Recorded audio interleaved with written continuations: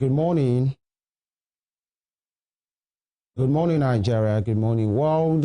Thank you very much for joining us today. It's a beautiful morning. It's giving, as they say, especially the younger people when they say it's giving. This morning is really giving a vibe of a beautiful day, a pleasant one here on Morning Spring on Western Spring Television. Thank you for joining us. Femi Ojo is my name, and we are very grateful for you joining us. We left last weekend, and then we are back here to speak truth to power, to speak on issues that has to do with public good. That is the essence of why we are here every day, and Topper is here to do exactly the same. Good morning, Topper. Good morning, Femi. Right. Good morning, Nigeria. It is the beginning of a beautiful day. It is the beginning of a beautiful week. It is the last week in the month of January 2026. We're super delighted, super glad to welcome you to this installment of Morning Spring on Western Spring Television. My name is Temitope Ajijololuola, welcoming you to this morning's installment. All right, we'll be taking a quick break. When we return, it is to more conversations and then to newspaper review.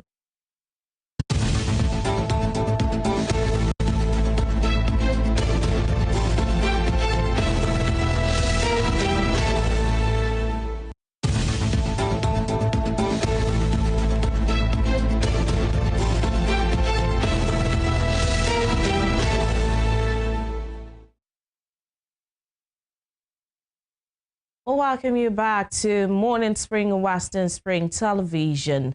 My name is Temitope Ajijololuola. Right, and of course, it's Femi Ojo. You already know. We look through the pages, the front pages of our newspapers, and we start right now.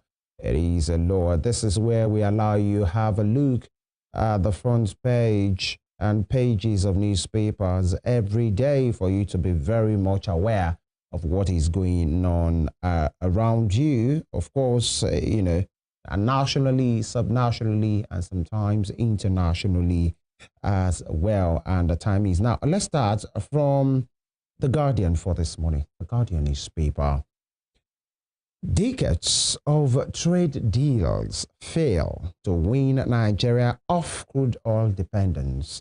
That is on the front page, big bold headline from the front page of The Guardian newspaper. Decades of trade deals fail to wean Nigeria off crude oil dependence. And when you see the word wean, naturally, you want to think about mothers and babies, especially that has to do with breastfeeding. So, figuratively speaking here, he's saying Nigeria has been solely, basically, in a breastfeeding mode, glued to the mother. In this case, that is the oil, basically oil. And we have failed as a nation to explore real exploration of oil sector to bring us good money, not just in beats and trickling of these coins. All right. So below that, Nigeria's democracy excludes many citizens from justice and governance. Nigeria's democracy excludes many citizens from justice and governance, and below that, states should comply with Supreme Court ruling on local government autonomy, says Kalu. States should comply with Supreme Court ruling on local government autonomy, says Kalu. And reps split over tax laws as leadership minority caucus clash ahead of plenary. Reps split over tax laws as leadership minority caucus clash ahead of plenary. And below that again, how Olubadan Oni Olugbon others secured pardon for Igboho. News page 7 has start, and below that again, tension in Anambra as government bans Monday sit at home. Tension in Anambra as government bans Monday sit at home. It's been a long time coming when non-state actors, in a kind of way, proclaimed a forceful sit at home to protest whatever came with the agitation of, the secession, the one they called Biafra at that time. And it's for many reasons. In fact, history has it that it has been, in some cases, deadly, actually, why some persons who dare come out, some of them have been harassed, some of them have been. I watched a video of somebody who was flogged with machete, actually, with cutlass, just because, they said, we told you to sit at home. That means you are siding with the Nigerian state. That is your enemy. In the words of those persons, the secessionists, and, their violent behavior at the time. Because one thing is, while agitation is right, why maybe secession, if done through the right way, is okay as well, through the confines of the law. But when you said the reason why you want to secede is because your people are being marginalized. So you can infer that maybe some of those persons are saying, we are fighting for our people. We need more. The Nigerian state, according to them, is not really serving their interests. Let's be on our own. Let's work together. Let's stay and then take care of ourselves. And the same you still descend on the same people. You said you are securing, and sometimes you kill them. Sometimes you give them injuries. Sometimes you harass, flog. Like the case that I saw, that person was on a motorbike. He was stopped, like two persons. Cutlass was used to inflict injuries on these persons. So how do you explain that whatever agitation you are having is still in the interest of the same people that speak the same language, sometimes the same dialect as you do? Yeah. I think it's absurd where we find people or a group of people want to bring about peace with violence. There are two things that really cannot coexist. It cannot be fighting or agitating for peace, for growth, for inclusion, and then the saying on people with violence, aggression, and all of those things. There are things we do not understand around this side, but we continue to talk. We continue to tell people, the best ways to live, especially in a rule or in a law-governed state. Nigeria still has laws, and we still need to live by those laws. Very, very important.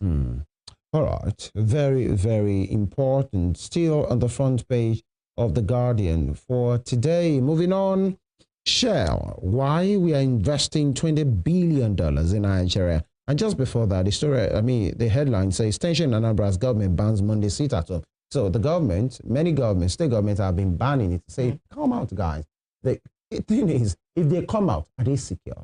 That is the thing. Because it's one thing to give order. Yes, it's one thing to be able to secure their lives. Yeah, for the people to know that, our lives are secure. Is abreast actually, of because it's not just about giving those orders. With those orders, we obeyed. With there be security in the interiors, not just only the state capitals. All right. Shell, why we are investing $20 billion in Nigeria? All right. You want to know why? That copy of this paper. A copy of this paper is what you need. All right. Beside that, you have the picture of, firstly, the headline says Unilag honors Wale Tinubu for contributions to nation building. And then you have the picture of Minister of Education, Maruf Olatunji Alausa, the Group Chief Executive or Ando, Dr. Jubil Adewale Tinubu, Iyalode of Lagos, Alaja Fatima Tinubu, and Vice Chancellor Unilag, Professor Folashade Tolulope, and other persons at the 50th convocation ceremony of the University of Lagos. Congratulations to them. Now, top strip, Yusuf rejoins APC, flags of party's e-registration. All right, we have more time on that, on the program today. You can't speak with, take that again, you can't speak truth to power under Tinubu, says Makinde.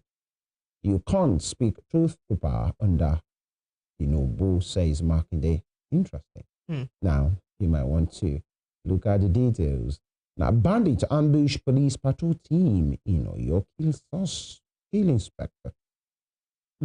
Bandits ambush police patrol team in Oyo, kill inspector. That's sad. That's sad. Nobody should die in such fashion. Actually, an ambush on the personnel of the Nigerian police or anybody in uniform is an ambush on the Nigerian state. Actually, and that's terrible. So, quite funny though that the face of the Inspector General of Police is there. Yeah, it is. Well, but he's the symbol of Nigerian police. Of the Nigerian police. Yeah. And, when one of his men has been killed in an ambush, definitely, people will just cast their minds ordinarily to what happened can do now to say, hope you won't deny this at this time, because it has to do with one of your own. But this is not the way they say it, say, God don't catch him. No, it's not about that, because every human life is important, much more so as security personnel possibly killed in the line of duty. Let's just do whatever we can, because it has happened to the civilian. It has happened to the police personnel. Who do we know that might be next? Let's just take care of the Nigerian state, with conscience. And as much as we would say that it is wrong to sit in a place and say that, just as Femi inferred, that God don't catch him and all of this, it's also important for the police to take cue from this and other, security agencies, to be abreast of situations. When you get intelligence reports, we should always work on those, and then we should be abreast of all security situations in the country. And that's why we're talking about more advocating better, equipment, intelligence, equipment. But it's a good thing too that at least on one of the headlines, America is talking about giving more and more, giving us more intelligence equipment and all of those. So I think we need all the help we can get right now. If we do not have it, then we need allies who can provide all of those for us. It is a sad thing to lose our force, and some members of it. It's a terrible thing. We sympathize with those, the families, with the Nigeria police, with the army, who have also been losing, their soldiers. But we want, the forces themselves, the institutions, to really do more, to be abreast of the situation, so we do not have, our soldiers, our policemen, dying unnecessarily. Right. Yes. That'll be all from the front page of The Guardian. All right, so let's move now to Punch newspapers this morning. It says here on Punch, it's the January 26th. It says, Kano earthquake as Yusuf dumps opposition for APC. 2027 battle, Kano earthquake as Yusuf dumps opposition for APC. It has double riders. The NMPP senator attacks federal government over Kano governor's defection. PDP ADC orders slam move as moral collapse, not political gain. Orders PDP ADC orders slam move as moral collapse, not political gain. All right, moving down below that, we can see some pictures right there. NDLEA nabs Brazilian lady with 3 billion naira heroin at Abuja Airport. All right, that's a major gain there for the NDLEA. To the bottom strip of that particular paper, the Punch newspaper, minority caucus House clash over tax law probe. Well, the tax laws are still causing a ruckus in the House right there, and there is a clash between, the lawmakers. Suspected kidnappers kill police inspector during rescue operation in Oyo. You can find that on page 4 of Punch newspaper this morning. Tinubu shell in high-level talks over $20 billion Nigeria investment. Beside the nameplate, inflation erases 2.8 trillion naira from workers' pay in 1 year. Inflation erases 2.8 trillion naira from workers' pay in 1 year. About that, U.S. exports to Nigeria jumped 60% amid Trump tariff. U.S. exports to Nigeria jumped 60% amid Trump tariff. Right. You can check that out if that's against Nigeria or a loss. Discos rejects federal government's free meter plan. Discos rejects federal government's free meter plan. All right. We some time ago we had that this meter should be given to people for free, and some people actually had it for free. The recent one was the agitation, or was the talks about putting a ban on the installation on the meter, I mean, the, what's it called now?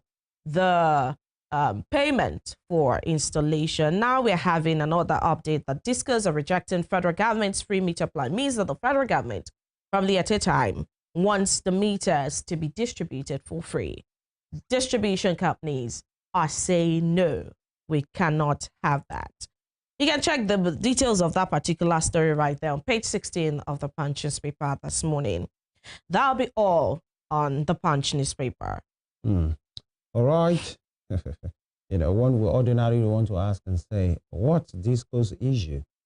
If actually the government is trying to roll out free meters, why are you opposed to that idea? But I guess they might have their reasons. All right, Vanguard newspaper is next. Vanguard newspaper. $11 billion lost to skills shortage as tech sector outgrows workforce. $11 billion lost to skills shortage as tech sector outgrows workforce. With riders, ICT output surges while skilled manpower falls dangerously behind. On competition for talent drives cost higher while companies bleed. Competition for talent drives costs higher while companies bleed. And skills gap threatens long-term digital competitiveness. Oh, $11 billion. Yeah. This is not hard to really work out. The workforce of Japa, I mean, the few people we have in tech from Nigeria have gone to the highest bidder, and most of the highest bidders are out of the shores of the country. And so and even the ones that are here who have not found, a way to leave the country to serve other, companies, those ones are in high competitive, mode or mood and all of that. They always go for people who are willing to pay them, better and probably in other currencies, because we have them here, right here, working here, and they're earning in currencies that are not the naira. And so it's not really hard to figure out why we're losing $11 billion, to skills shortage. Right, but then much more figuring out why is one thing. What are we doing about it? Well, is the biggest thing. Upscaling the skills, especially digitalizing the workforce, especially civil service and all of those things, because that is, we are not even saying, in fact, we can't even say that's the future of the world. That is where the world is right now, actually. Yeah. So we don't have to play catch up with all of these things. And it shouldn't be private companies, the blue chip companies having digitalized the workforce and operation and system, even the civil service, because it will help a lot. And of course, when you have a working system in place, but the thing is, those that will work with it, they need the skill to work with it. And these things are not far-fetched.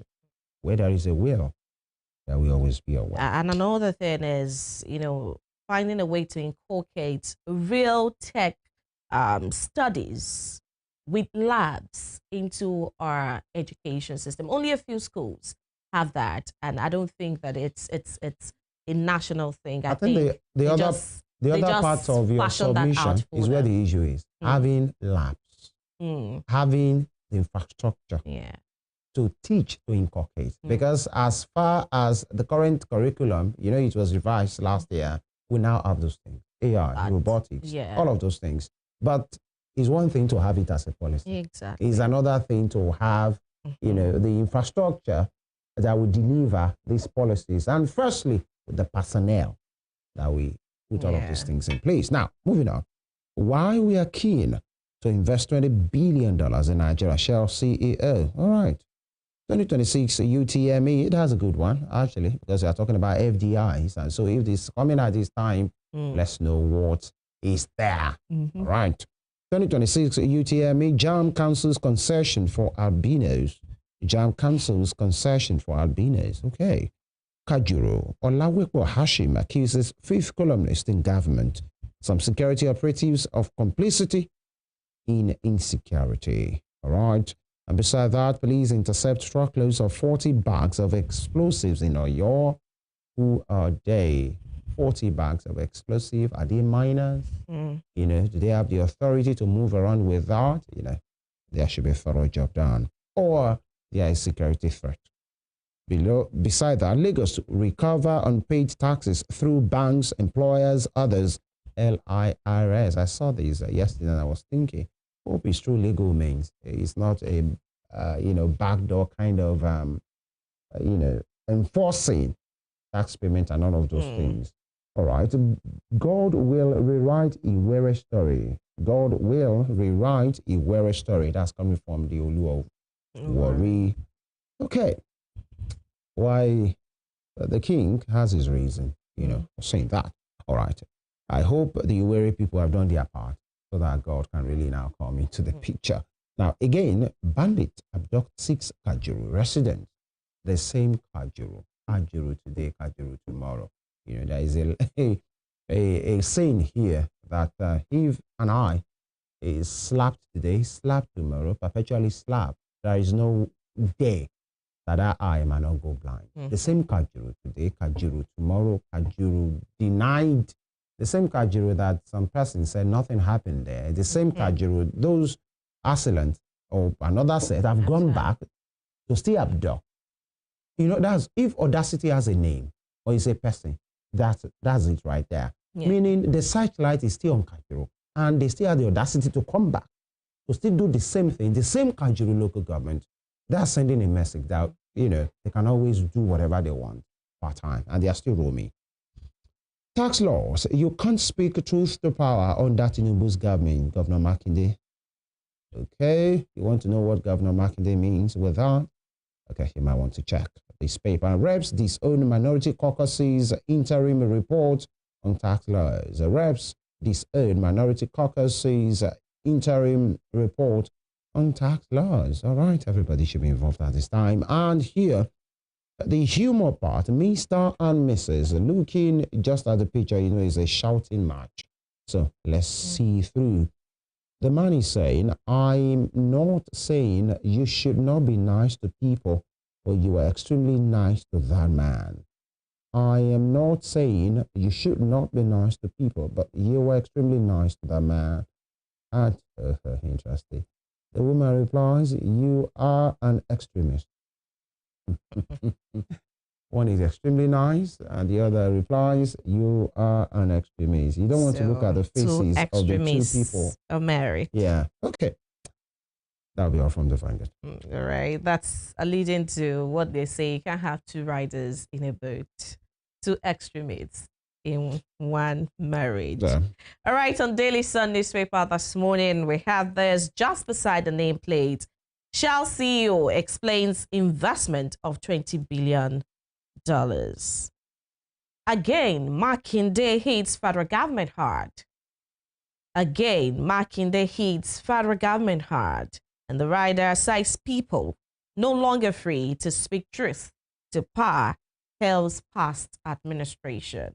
The same past administration that was, touted to be hard on people and was even trying to bring stringent laws and, speaking on social media and all of those. It's the same government today, the same administration today that Makinde is hailing as a government that was even, more lenient to people that was speaking truth to power. But that's the banner headline right there on Daily Sun newspaper today. Ripples and raps over minority caucus report on alteration of tax laws. Ripples and raps over minority caucus report on alteration of tax laws. Well, you can check that on page 6 of Daily Sun newspaper this morning. And right there beside that, 22 Kano lawmakers resigned from NNPP as Yusuf rejoins APC today. Rivers, South Women Group begs Tinubu to wade into political crisis. South Women Group begs Tinubu to wade into political crisis right there in Rivers. All right, bandits abduct 6 and fresh Kajuru attack. As Khan holds special prayers for release of 177 worshippers in captivity. You recall that about 8 people or so were said to have escaped the first attack.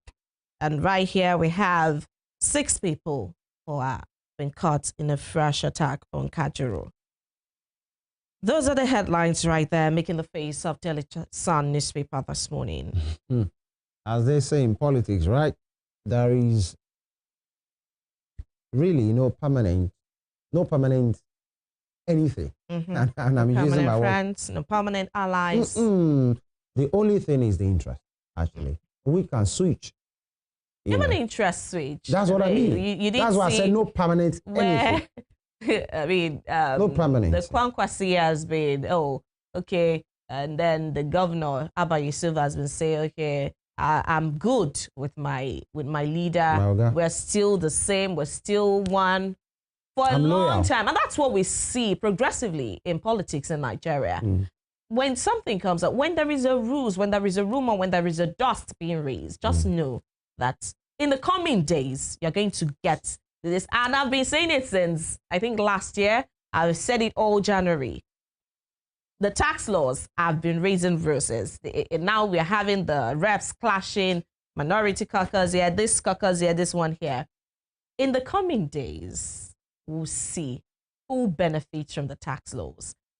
The high-handedness that may come from the taxes, because one of the papers was holding that, okay, that's from LIRS, that's Lagos Internal Revenue Service, saying that they're going through banks, employers to get, to rally their, taxes and all of this. So we begin to see in the coming days the progress or the lack of it that we may get from some of these things. And it's happening in politics. It's happening with the tax laws. We'll see more updates in the coming days. All right. It is what it is, actually. And then don't forget, there are still issues in River State, actually, as well. And in the South, said a women group are calling the president to come and intervene. In what exactly? From what we've seen in the past 2 years or more, almost 3 years now in Rivers, especially since the past governor, Nyesom Wike, has become the minister of the FCT. From what we've seen about Rivers, it's seeming that while we hope for better, like seeming that problem, Wahala and Rivers are glued. Yes, we hope that we get something better, but it seems that everything we see out of Rivers now is going to be a problem. Actually, sympathize with the people of Rivers who did not ask for this, who bargained none of this. Not the politicians, actually. Because the politicians will do whatever they think they want to do. But then the issue of godfathers and their prodigies is not new. It's just another chapter in the Rabbi Musa Kwakonso and the Abba Yusuf situation and all of those things. You want to know more. It doesn't generate reverse crisis. We wish them all the best. And the Kano people, they exactly know what to do. And this matter. We take a quick break right now. When we return, we speak to these issues and more, especially about governance and politics and the system that we do currently operate. It's Morning Spring. And of course, we are beaming live on our YouTube channel at Western Spring Television NG. Western Spring Television NG. Stay with us.